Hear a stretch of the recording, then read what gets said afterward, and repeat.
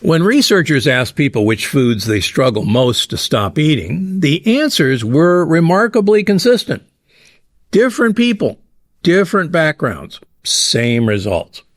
So today I'm going to walk you through 5 foods that consistently show up at the top of that list. And here's what matters. These foods aren't addictive because they're bad. They're addictive because of what's built into them. So we'll reveal each food one at a time and then open it up to show you the ingredients driving the craving. And along the way, I'll share how I broke my own food addictions, including eating a bag of M&Ms, a pound bag of M&Ms at a single sitting. So let's start. Number 5. Now, this food shows up again and again when people talk about losing control. Cookies. Why? Well, sugar is in cookies. And sugar that hits the bloodstream fast is a recipe for disaster. Let's break it down. Sugar that's absorbed rapidly spikes insulin levels. Insulin is pushed out by the pancreas to handle the sugar that appears in your blood. That sugar that appears in your blood is handled by that spike of insulin, which tries to remove that sugar from your blood by forcing it into your muscles. Unfortunately, if your muscles are full, and quite frankly, most of us, our muscles are full, the muscles have no room for that sugar. So insulin goes up higher and higher, trying to remove that sugar from the bloodstream. If it can't get into the muscles, insulin is a fat storage hormone. And so that sugar, which can't get into the muscles, is stored as fat. Now, the second part of cookies is it uses refined flour.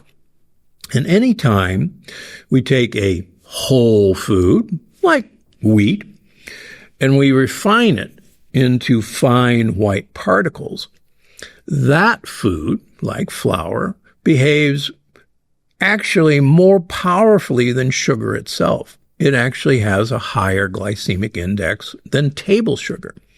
So we've got a 1-2 punch of sugar and sugar. The sugar actually stimulates a dopamine signal in our brain and makes you want more of that hit. That means you want it again and again. Now, interestingly, there's been a lot of research that sugar, table sugar, is half glucose and half fructose, fruit sugar. It's half and half. So the sugar in table sugar is called sucrose, half glucose, half fructose. Here's what is interesting.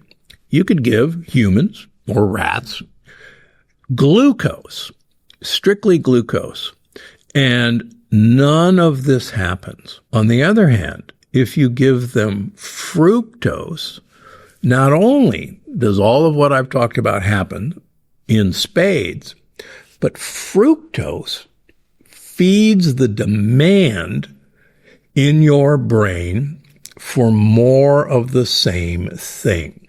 It actually stimulates hunger.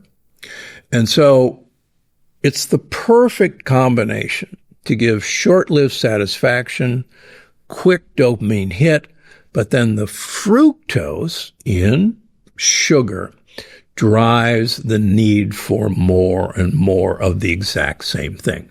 And this has been repeated in human studies and animal studies. It's actually the fructose in sugar that's the bad part. Now, add to the fact that companies got smart, and instead of using cane sugar, which is expensive, they realized that high fructose corn sugar, corn syrup, is a whole lot cheaper to produce, has more fructose in the ratio of glucose to fructose, and is sweeter than cane sugar. So the company wins because it's cheaper.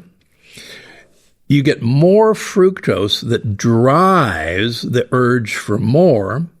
And it's no wonder that I could consume a pound bag of M&M peanuts and still want more. So it's the fructose that's actually driving this loop. And one of the things that I realized once I learned this mechanism, that this wasn't a willpower problem on my part. These were chemical reactions that were driving my need to keep eating this stuff.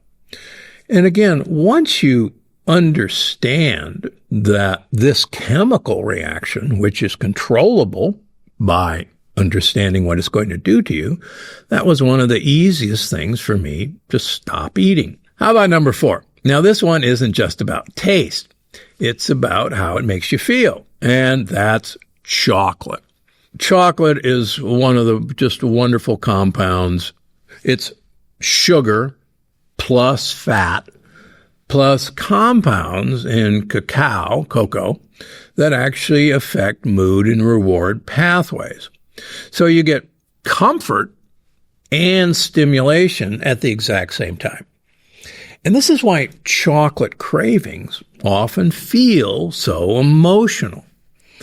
Now, on the other hand, there are definite benefits of dark chocolate. They range from brain health, they range from heart health, they range from memory health. There's a lot of good things about dark chocolate, but most of the chocolate in America has been treated with what's called alkalization or Dutching to bind all the polyphenols that chocolate has benefits for. So, yeah, an ounce of chocolate is probably a good idea as long as it's extra dark chocolate.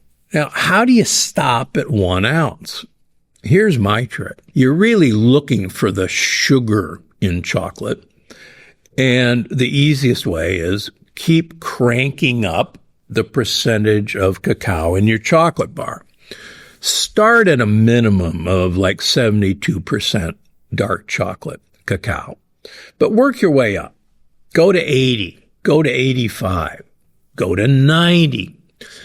The higher you go, the less sugar, and quite frankly, the less sugary, wonderful flavor that you get. But the higher you go, the higher the benefit in polyphenols. It's really difficult, even for me, to eat a lot of 90, 95% dark chocolate. There's just no reward system involved. So kick up the percentage of cacao in your chocolate, and you'll be amazed in how it'll keep you under control.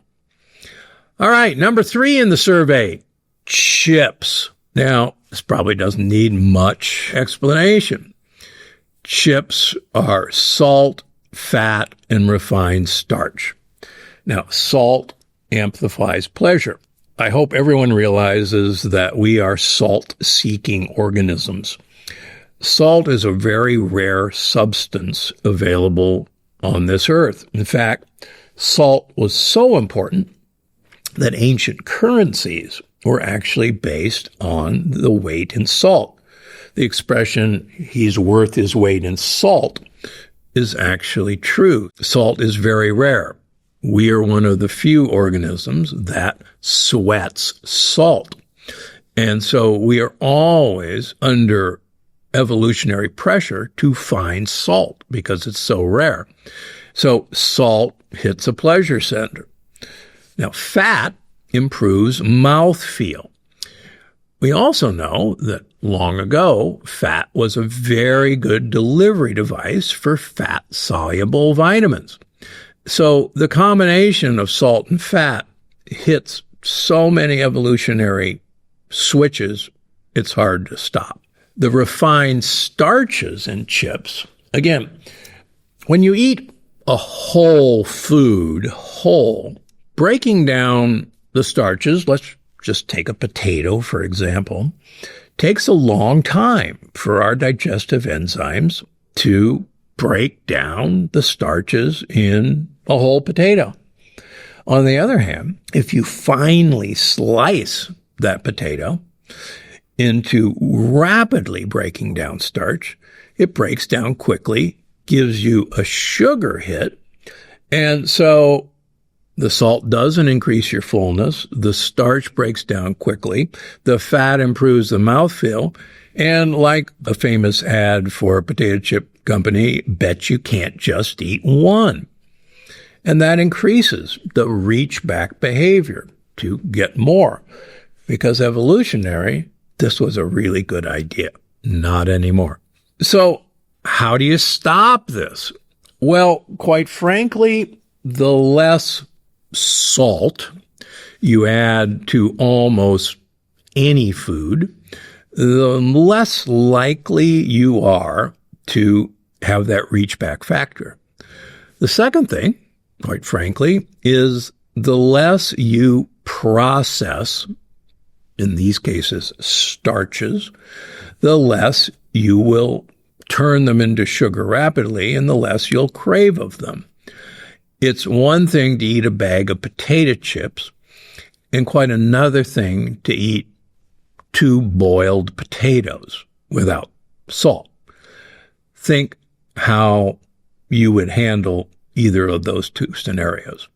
Number 2, it's cold, it's creamy, and it's really hard to stop mid-bite. Are you guessing what number 2 is? You're right. It's ice cream. Now, again, doesn't have to take a lot of figuring out why this is so wonderful.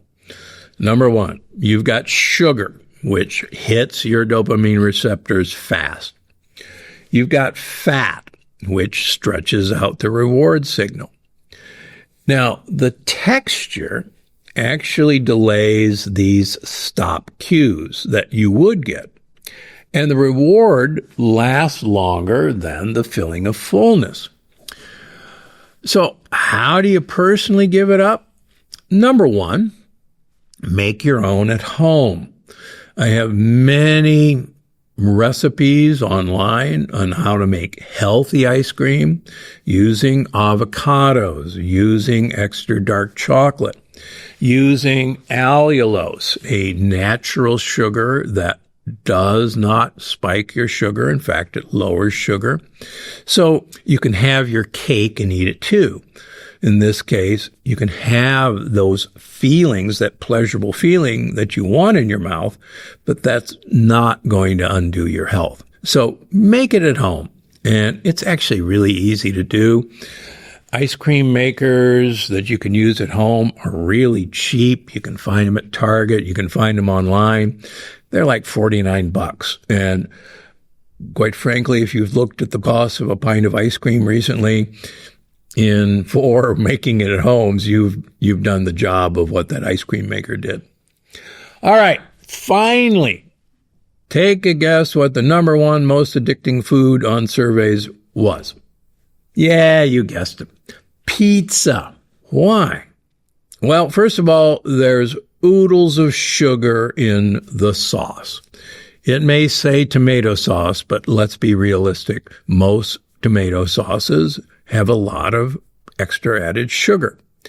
There's refined flour in the crust, which breaks down rapidly into sugar. There's fat in the cheese. There's salt everywhere. So you get this hit of fast energy, you get all the amplified reward signals, and sadly, you have delayed I'm full signals. There is nothing that actually stimulates this feeling of I'm full. One of the reasons for that, which I haven't mentioned up until now, is that everything that we've talked about preceding, none of these foods have any soluble, or for that matter, insoluble fiber. And we have to realize that, again, our great-great-grandparents ate whole food, and they ate that food whole. When we ate it like that, there was a lot of leftover starches, soluble fibers that we couldn't digest, but the gut buddies that live down in our colon could. And so we gave them what they needed to eat. And they made signals, literally text messages, that went to our brain and said, hey, our needs are met. We're full. Thanks very much. You don't have to keep eating. And it's called the gut-centric theory of hunger.